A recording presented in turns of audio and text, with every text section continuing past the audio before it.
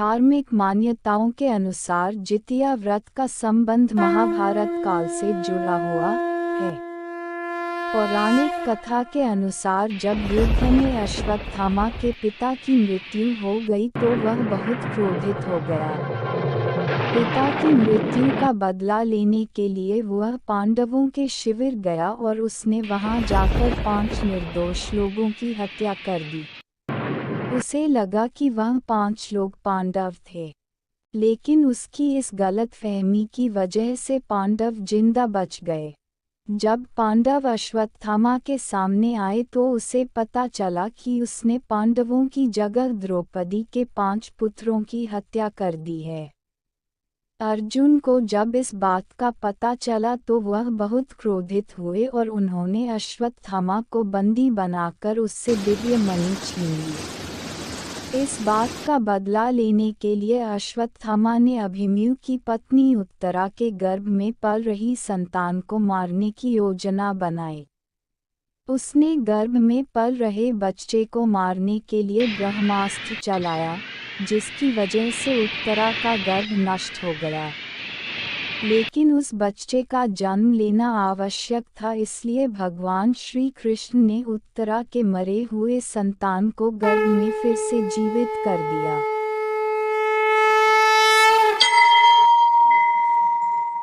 उत्तरा का संतान गर्भ में मर कर जीवित हुआ था, इसलिए इस व्रत का नाम जीवित पुत्रिका पड़ा।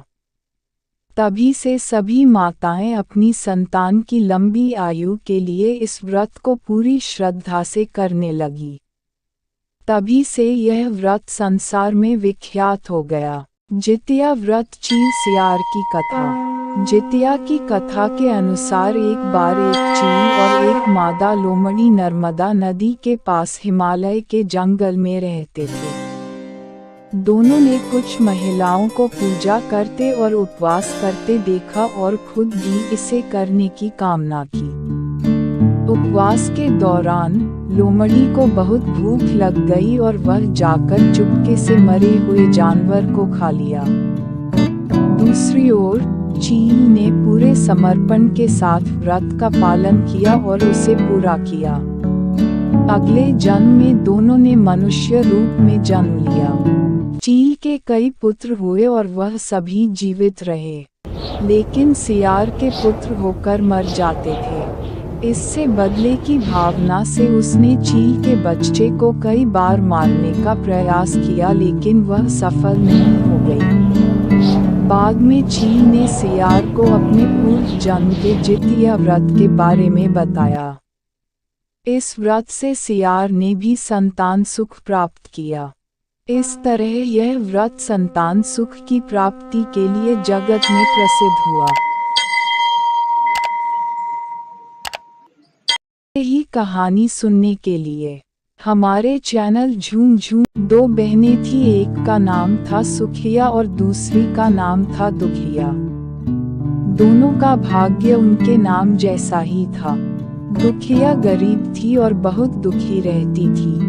सुखिया अमीर थी और हमेशा सुखी रहती थी। दोनों एक ही गांव में रहती थी। दुखिया सुखिया के घर में काम करती थी, साफ सफाई करती थी, खाना बनाती थी और जो खाना बच जाता था वह खाना सुखिया दुखिया को दे देती थी। इसी तरह दुखिया का घर चलता था।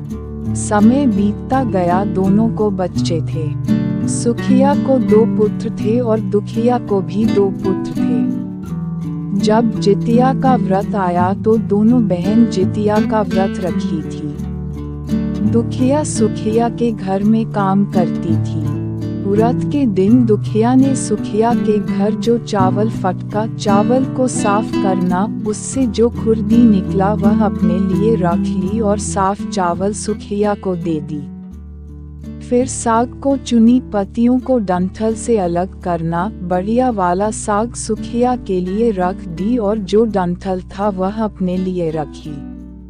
अब दुखिया ने सुखिया के घर सारा खाना बना दिया और अपने घर चावल की खुरदी और साग की डंठल लेकर गई बनाने के लिए।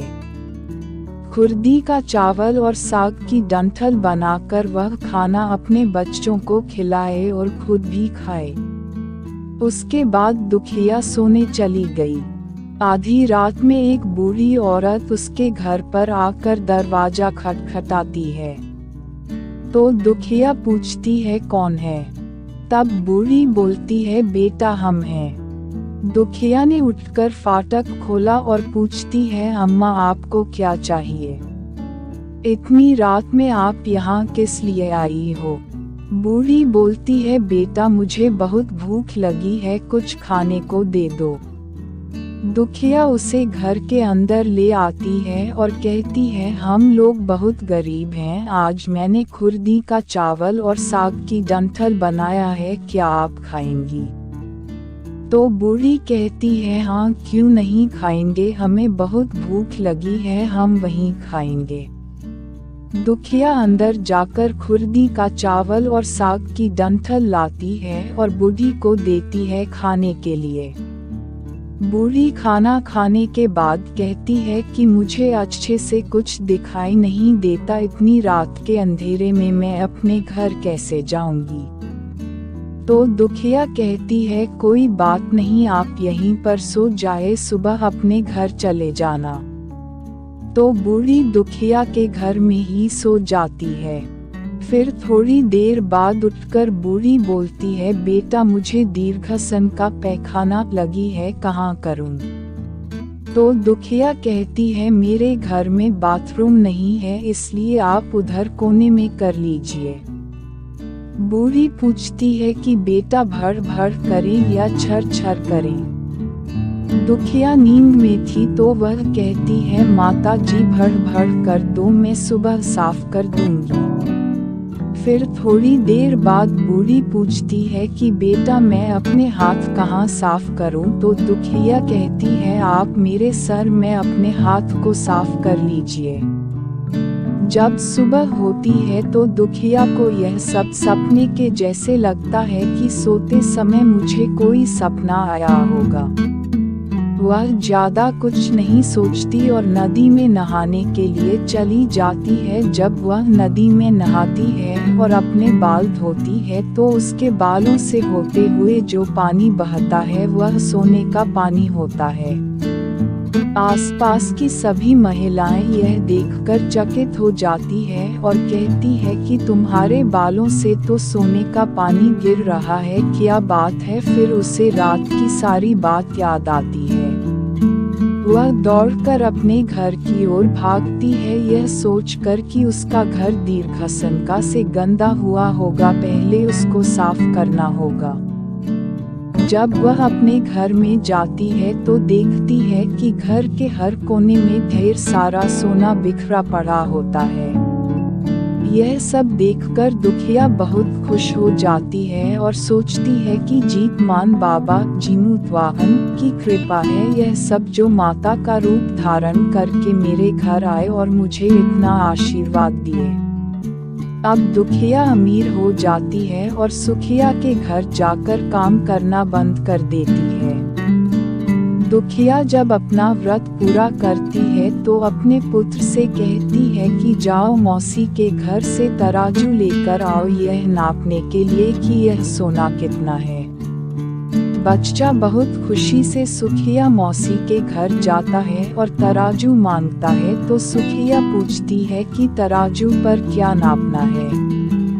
तो बच्चा बोलता है मेरे घर में बहुत ढेर सारा सोना है, उसी को मम्मी नापेगी। सुखिया कहती है खाने के लिए तुम्हारे पास कुछ भी नहीं है और सोना नापोगे, मुझसे झूठ कहते हो। तो बच्चा कहता है नहीं मैं झूठ नहीं बोल रहा हूँ। सुखिया सोचती है जब तराजू मांगा है तो कुछ ना कुछ तो जरूर नापना होगा, इसलिए वह तराजू के पीछे गोंद लगा देती है कि जो भी नपेगा वह थोड़ा सा इसमें चिपक जाएगा। दुखिया जब तराजू पर सोना नापती है तो कुछ सोना का टुकड़ा उस बूंद में चिपक जाता है। जब बच्चा तराजू लौटाने आता है तो सुखिया उसको उलट पुलट कर देखती है तो उसे तराजू में सोना लगा हुआ मिलता है। सुखिया सोचती है उसके घर में जरूर कहीं से सोना आया होगा, इसलिए वह कई दिन से काम पर भी नहीं आ रही है। सुखिया उसके घर जाकर देखते हैं कि यह सोना कहाँ से आया। जब सुखिया दुखिया के पास जाकर पूछती है कि तुम्हारे पास कहाँ से इतना सोना आया कि तुम तराजू मंगाई नापने के लिए, तो दुखिया उस रात की सारी कहानी अपनी बहन सुखिया को बताती है। दुखिया का मन एकदम सच्चा था, इसलिए वह सब कुछ बता दी। लेकिन सुखिया के मन में लालच आने लगा कि दुखिया के पास हमसे भी ज्यादा धन आ गया।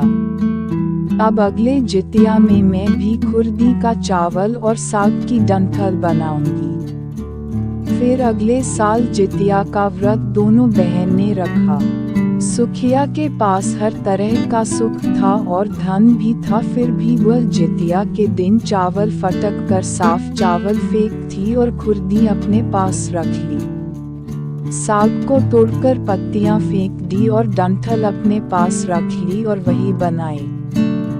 खा पीकर पूजा पाठ करके सोने चली गई। फिर आधी रात में उसके घर में भी बूढ़ी आई और दरवाजा खटखटाती है। सुखिया उसका इंतजार कर रही होती है। वह तुरंत दरवाजा खोलकर बूढ़ी को अपने घर के अंदर ले आती है। बूढ़ी बोलती है, मुझे बहुत भूख लगी है, कुछ खाने को दे दो। तो सुखिया कहती है, मैंने खुरदी का चावल और डंठल का साग बनाया है। बूढ़ी बोलती है, कोई बात नहीं, मैं खाऊंगी। तो सुखिया परोस देती है। वह खाना खाने के लिए और सोने चली जाती है। बूढ़ी बोलती है, मैं घर नहीं जा सकती, मुझे दिखाई नहीं देता। तो सुखिया कहती है, कोई बात नहीं, आप यही सो जाओ। थोड़ी देर बाद बूढ़ी फिर बोलती है कि मुझे दीर्घसन का पैखाना लगी है, कहाँ करूँ? तो सुखिया कहती है, वहीं कोने में कर लीजिए। फिर थोड़ी देर बाद बूढ़ी पूछती है कि भर भर करे या छर छर। इस समय सुखिया को याद नहीं आता है कि दुखिया ने क्या बोला था। तो सुखिया बोली, माँ छर छर कर दीजिए। फिर बूढ़ी पूछती है कि बेटा, मैं अपने हाथ कहाँ साफ करूँ? सुखिया कहती है, मेरे सर में साफ कर लीजिए। बूढ़ी अपना हाथ सुखिया के सर में साफ कर लेती है। जब सुखिया सुबह उठती है तो उसका पूरा घर गंदगी से भरा पड़ा होता है और उसके बाल में भी बहुत गंदगी लगी होती है। यह सब देखकर सुखिया बहुत दुखी हो जाती है और उसे बहुत गुस्सा भी आता है। वह अपनी बहन दुखिया को बुलाती है और उसको गुस्सा करती है कि तुमने हमसे झूठ कहा और मेरा पूरा घर गंदा करवा दिया। तो दुखिया पूछती है कि तुमने क्या कहा था, भर भर या छर छर? तो सुखिया कहती है, मैं तो छर छर बोली। तो दुखिया कहती है, यहीं पर तो तुमने गलती करी और तुम्हारे पास तो सब कुछ था, किसी चीज की कमी नहीं थी, फिर भी तुमने लालच किया। मेरे पास तो कुछ भी नहीं था, तुम्हारे पास तो सब कुछ था। तुम्हारे घर जीत मन बाबा जीमूत वाहन भेष बदल कर आए, लेकिन फिर भी तुमने उन्हें अच्छा खाना नहीं परोसा। मेरे पास तो कुछ भी नहीं था, इसलिए मैंने उन्हें खुरदी का चावल और साग का डंठल परोसा था। तुमने अपने घर आए भगवान का अपमान किया, सब कुछ रहते हुए भी तुमने साग और भात खिलाया। तुम्हारे पास सब कुछ होते हुए भी तुम्हें लालच नहीं करना चाहिए, इसलिए तुम्हारे साथ बुरा हुआ। ऐसे ही कहानी सुनने के लिए हमारे चैनल झूम झूम टीवी चैनल को सब्सक्राइब करें और बेल आइकन दबा दें। इसी तरह ज्ञान रोचक कहानी आप लोग के बीच आती रहेगी। कृपया कमेंट करके बताएं कि आपको कैसे कहानी चाहिए और चैनल को सब्सक्राइब जरूर करके जाएं। आपका बहुत बहुत धन्यवाद कि आपने मेरे वीडियो को पूरा देखा। फिर मिलते हैं अगले वीडियो में। धन्यवाद।